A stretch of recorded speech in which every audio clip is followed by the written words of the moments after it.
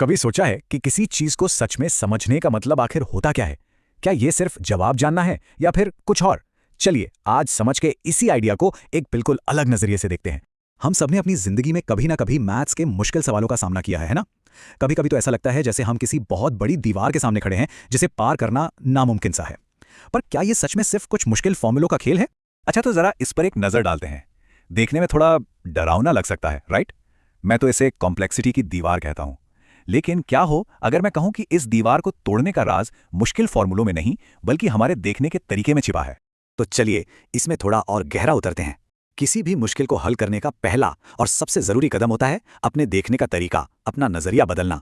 इस स्लाइड की सबसे दिलचस्प बात पता है क्या है? ये आइडिया उल्टी प्रक्रिया का।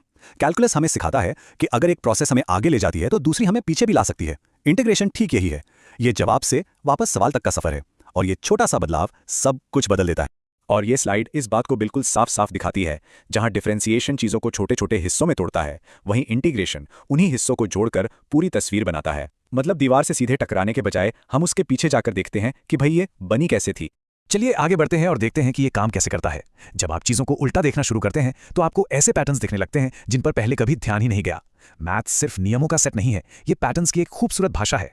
मैथ्स में सब्स्टिट्यूशन नाम का ये तरीका सिर्फ एक टेक्निक नहीं है, ये जिंदगी का एक बहुत बड़ा सबक है। जब भी कोई बड़ी चुनौती सामने आए तो यही करना है, पैटर्न पहचानो, अपना नजरिया बदलो, उसे सिंपल बनाओ और फिर सोल्यूशन के साथ वापस आओ। तो आते हैं सबसे जरूरी बात पर कि ये सब सिर्फ मैथ्स के बारे में नहीं है, ये है सच्ची समझ के बारे में। जैसे यहां देख सकते हैं, मैथ्स में एक ही प्रॉब्लम को देखने के कई अलग अलग नियम या कह लें कि लेंस होते हैं।